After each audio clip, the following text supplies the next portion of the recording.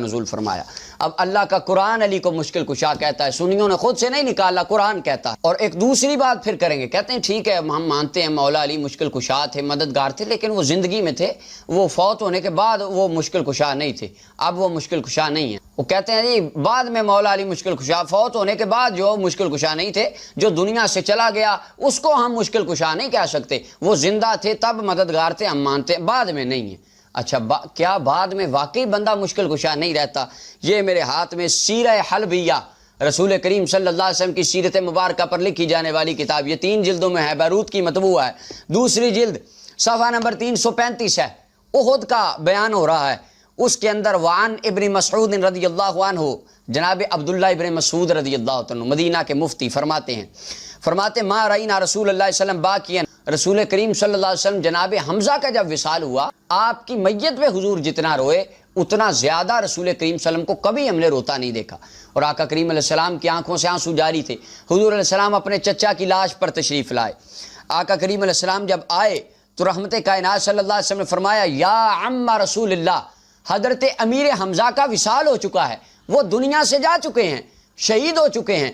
ان کی لاش کے اوپر رسول کریم کھڑا ہو کر یہ بات کرتے ہیں، فرماتے یا عم رسول اللہ، اے رسول اللہ کے چچا، وَأَسَدَ اللَّهِ وَأَسَدَ رَسُولِهِ، اور اللہ کے شیر اور اللہ کے رسول کے شیر۔ اب حضور ان کو مخاطب کر کے یہ بات کہہ رہے ہیں، وقت وصال کے بعد لفظ یا سے نبی پاک خود اپنے چچا کو یاد کر رہے ہیں۔ اور حضور نے فرمایا یا حمزہ تو یا فاعل الخیراتی، یا حمزہ تو یا کاشف القربات، رسول کریم نے فرمایا اے نیکیاں کرنے والے میرے چچا، یا کاشف القربات، اے میرے مشکل کشا چچا۔ اب رسول اللہ نے خود اپنے چچا جان کو مشکل کشا کہا اور فوت ہونے کے بعد کہا، فرمایا تو میرا مشکل کشا چچا ہے، رسول کریم کی حفاظت کرنے والا تو میرا چچا ہے۔ اور آقا کریم علیہ السلام سب سے زیادہ ان کی حفاظت، ان سے محبت فرماتے تھے، اور آقا کریم علیہ السلام نے ان کو جنت کی بشارتیں بھی اس وقت عطا فرمائیں جب نبی کریم صلی اللہ علیہ وسلم اپنے چچا کو مشکل کشا کہہ کر امت کو بتا رہے ہیں جو رب کے پیارے بندے ہوتے ہیں وہ دنیا میں ہوں پھر بھی مشکل کشا رہتے ہیں، وہ دنیا سے چلے جائیں پھر بھی مشکل کشا رہتے ہیں۔ اللہ کا قرآن بھی انہیں مشکل کشا کہتا ہے، مصطفیٰ کا فرمان بھی انہیں مشکل کشا کہتا ہے، اور اہل سنت و جماعت جناب حیدر کرار سے اپنے نعروں میں جو محبت کا اظہار کرتے ہیں وہ اللہ کے قرآن کے بھی مطابق ہے، مصطفیٰ کے فرمان کے بھی مطابق ہے۔ اللہ تعالی ہمیں بسم اللہ الرحمن الرحیم۔ السلام علیکم۔ آپ نے یقیناً جو اہل علم ہے انہوں نے تو احمد نقشبندی صاحب کا یہ کلپ سنتے ان کو تو سمجھ لگی ہوگی کہ یہ سراسر شرک کی دعوت ہوئی جا رہی ہے۔ جب ان کے نام کے ساتھ نقشبندی لگ گیا تو یہ تو ایک صوفیزم سے نکلا اور وہ سارا عقیدہ وہی چل رہا ہے، نقشبندی کا سلسلہ چل رہا ہے، وہیں سے یہ صاحب بھی آئے ہیں۔ تو مجھے تو پہلے دن سے پتا تھا کہ یہ نقشبندی لگ گیا تو شرک کی تو دعوت یہ کھلے عام کریں گے، اور وہی وہ کر رہے ہیں۔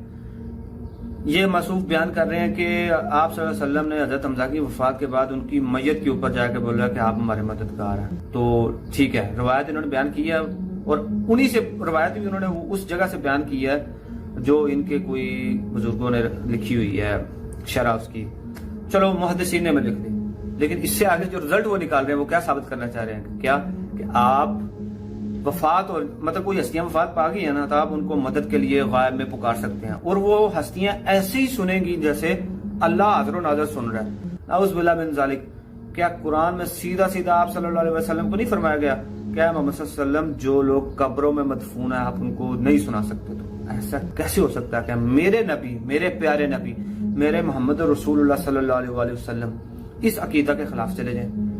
تو ظاہری بات ہے نقشبندی صاحب نبی پاک صلی اللہ علیہ وسلم کے اوپر جھوٹ بول رہے ہیں، اور جھوٹ بول کے اللہ کی بھی گستاخی کر رہے ہیں، کیونکہ شرک کرنے والا اللہ کا دشمن ہے، اور نبی صلی اللہ علیہ وسلم کا جھوٹ بولنا وہ بھی اللہ کا بھی دشمن ہے، نبی صلی اللہ علیہ وسلم کا بھی دشمن ہے۔ تو توبہ تو ان لوگوں نے کرنی نہیں ہو، یہ اس کو شرک سمجھتے نہیں ہیں۔ کیوں نہیں سمجھتے؟ کیونکہ یہ آبا و اجداد کے دین پہ ہیں، جو آبا و اجداد نے ان کو پڑھایا ہے وہی پڑھ رہے ہیں، اور جب یہ شرک کی اس طرح کی کھلے عام دعوت دیتے ہیں نا تو پھر قرآن کی آیات نہیں پڑھتے۔ کیوں؟ وہ کہتے ہیں جو شرک میں قرآن کی آیات، جو مطلب قرآن میں جو شرک کے اوپر آیات آئی ہیں نا وہ کافروں کے لیے ہیں، مشرکین کے لیے ہیں، وہ بتوں کے لیے ہیں، وہ ہمارے لیے نہیں ہے، تو اس لیے یہ شرک کی آیات نہیں پڑھتے۔ قرآن میں سورہ نساء آیت نمبر 48 آیت نمبر 116 اس میں اللہ تعالیٰ نے 2 جگہ پہ کیٹیگریکل مینشن کیا ہے کہ تو بے شک اللہ جو ہے شرک کو معاف نہیں کرے گا. کوئی صورت نہیں اللہ شرک کو معاف کر دے. ٹھیک ہے. باقی تمہارے گناہوں میں سے جس کو چاہے گا معاف کر سکتا ہے, یہ اللہ کے اوپر ہے وہ معاف کر سکتا ہے یا نہیں دوسرے گناہوں کو. لیکن جس نے اللہ کے ساتھ شرک کیا وہ گمراہی میں بہت دور چلا گیا. دونوں آیات میں ایک ہی چیز بیان کی گئی ہے. ٹھیک ہے, کہ شرک بے شک معاف اللہ نہیں کرے گا.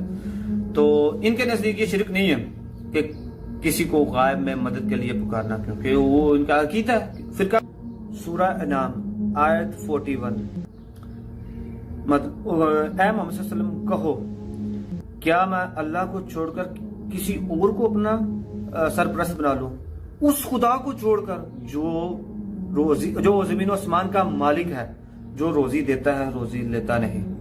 آپ صلی اللہ علیہ وسلم کو اللہ تعالیٰ نے قرآن میں نصیحت کی ہے کہ آپ صلی اللہ علیہ وسلم ان لوگوں سے فرمائیں کہ میں اللہ کو چھوڑ کر کسی اور کو سرپرست بنا لوں, اس اللہ کو چھوڑ کر جو زمین و آسمان کا مالک ہے, جو روزی دیتا ہے روزی لیتا نہیں.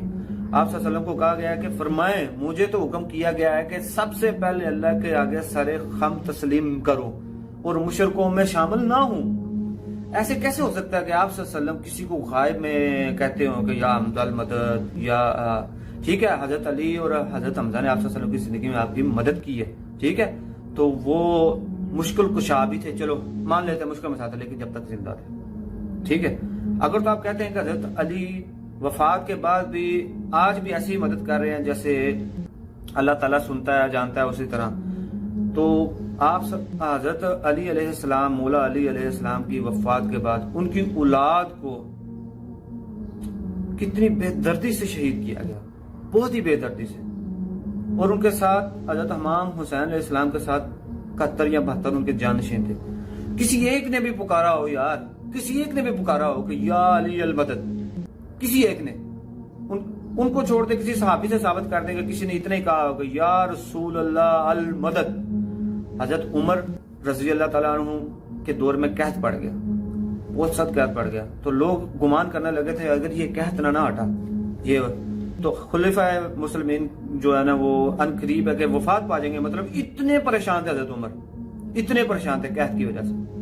تو پھر کیا ہوا, حضرت عمر نے حضرت محمد صلی اللہ علیہ وسلم کے چچا کو بلایا اور ان سے دعا کروائی اللہ کے حضور, اور دعا میں خود بھی ہاتھ اٹھائے فرمایا, یہ صحیح بخاری میں لکھا ہے کہ آپ نے فرمایا کہ اے اللہ جب تک ہمارے درمیان اللہ کے رسول موجود تھے ہم ان کے وسیلہ سے دعا کرتے تھے, آج ہم ان کے بعد ان کے چچا کو سے دعا کرواتے ہیں. تو روایت میں آتا ہے کہ دعا قبول ہوگی اور بارش ہوگی.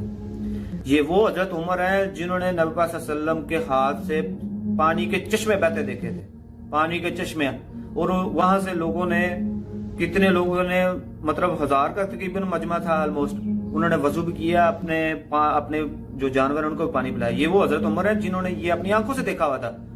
انہوں نے تو نہیں کہا کہ یا رسول اللہ صلی اللہ علیہ وسلم آپ نے تب بھی چشمے نکال دیے تھے, آج بھی آپ اپنے ہاتھ سے چشمے نکال دیں تو ہمارا قید دور کر دیں. بھائی آپ صلی اللہ علیہ وسلم کے جو ٹرینڈ یافتہ صحابی ہیں نا ان کی تعلیمات بھی, اس لیے تو آپ صلی اللہ علیہ وسلم کی حدیث بھی ہے کہ میرے خلفائے راشدین کی سنت بھی میری سنت ہے, کیونکہ آپ صلی اللہ علیہ وسلم کی تعلیمات تھی ان کے اوپر اور بڑی سخت تعلیمات تھی. آپ وہ شرک کرنے والوں میں تھے نہیں. کوئی بھی خلیفہ, حضرت ابو بکر, حضرت عمر, حضرت عثمان, مولا علی رضی اللہ تعالیٰ عنہ علیہ السلام, کوئی بھی ان میں سے جو تھا آپ صلی اللہ علیہ وسلم کے سیم نقشہ قدم پہ چلتے رہے ہیں. ٹھیک ہے, وہ کبھی بھی عقیدے کے لحاظ سے کی بات کر رہا ہوں, وہ عقیدے کے لحاظ سے بالکل بھی ایسے نہیں تھے کہ وہ کسی کو غائب میں مدد میں پکارتے ہو.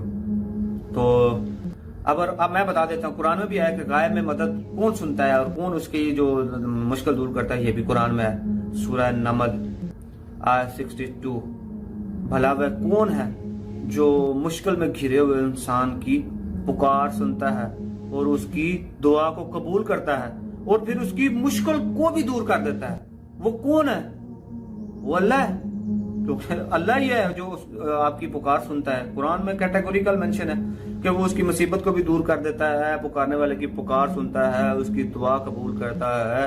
خلیفہ سے مراد کہ جب آپ کے باپ کے بعد آپ اپنے گھر کے سربراہ ہیں, پھر آپ کے بعد آپ کی اولاد, تو اس طرح. تو پھر اللہ نے آگے کیا فرمایا, اللہ نے فرمایا کہ کوئی اور خدا بھی ہے جو یہ کام کرتا ہے. پھر اللہ نے کیا فرمایا, نہیں, بالکل نہیں کوئی اور خدا, بلکہ تم نصیحت بہت کم حاصل کرتے ہو. نقشبندی صاحب اللہ آپ کو نصیحت کر رہے ہیں, اللہ کہہ رہے ہیں کہ تم بہت کم نصیحت حاصل کرتے ہو, کوئی اور خدا نہیں ہے. جو پکار سنتا ہے, دعا کو قبول کرتا ہے, مشکل کو دور کرتا ہے, کوئی اور خدا نہیں ہے, صرف ایک اللہ. سورہ نمل آیت 62. اللہ آپ کو توفیق دے, کھول کے پڑھیں. یہ جو آیتیں ہیں یہ کافروں کے لیے صرف نازل نہیں ہوئی, آپ کے لیے بھی ہیں. مسلمانوں کا حق بنتا ہے کہ یہ شرک والی آیات پڑھیں, کہیں اپنے شبہ ہی دور کر لیں کسی دور. اور خدا کا نام ہے, قرآن کو ترجمے سے سمجھ کے پڑھ لیں. یہ جو پیچھے آپ نے کتابیں سجا کے رکھی ہیں نا, اتنی کتابیں پڑھتے ہیں, فقہ کی ڈیپ کتابیں پڑھتے ہیں, یہ قرآن ہی ترجمے سے پڑھا جاتا ہے. میں ایک سادہ سا مسلمان ہوں, میرا نالج اتنا نہیں ہوگا جتنا آپ کا ہے, اور آپ کا جو نالج ہے, آپ کا نالج ہے سارا فرقہ کے متعلق. ہم نے سادہ قرآن پڑھا ہے, سادی قرآن کی حدیث پڑھی ہے, تو اللہ کا شکر ہے ہمیں سمجھ آ گیا ہے کہ اللہ کیا بات کرنا چاہتا ہے ہمارے بندوں کے ساتھ. خدا کے لیے شرک سے دور ہو جائیں. آپ کے ماننے والوں کے لیے ہم ہدایت کی دعا کرتے ہیں کہ یا اللہ پاک ان کو بھی ہدایت دے, اس شرک سے بچا. آپ کے لیے ہم ہدایت کی دعا کرتے ہیں, اللہ پاک آپ کو ہدایت دے. آپ ہمارے بھائی ہیں, بس شرک میں مبتلا ہو گئے ہیں, فرقہ واریت میں گر گئے ہیں. اگر آپ فرقہ واریت کو چھوڑ دیں, توبہ کر لیں, آج بھی ہم آپ کو گلے کو لگانے کے لیے تیار ہیں. اور میں انجینئر محمد علی مرزا صاحب کے لیے دعا کرتا ہوں کہ اللہ تعالیٰ نے ان کو ایک زندہ وسیلہ بنایا ہے ہم لوگوں کے لیے, جنہوں نے ہمیں شرک سے دور کیا ہے, یا رسول اللہ صلی اللہ علیہ وسلم کا صحیح عقیدہ بتایا ہے. بہت ساری گمراہیاں تھیں جو انہوں نے دور کر دی ہیں. اللہ پاک ان کی, میں اپنے الفاظ میں ان کے لیے جو دعا کر سکتا کروں گا, لیکن اس کی جزا جو ہے نا وہ اللہ تعالیٰ ان کو دیں گے, اور بہت زیادہ انشاءاللہ ملے گی.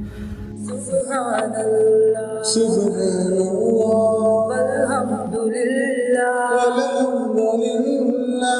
ولا الہ الا اللہ واللہ اکبر ولا حول ولا قوة الا باللہ.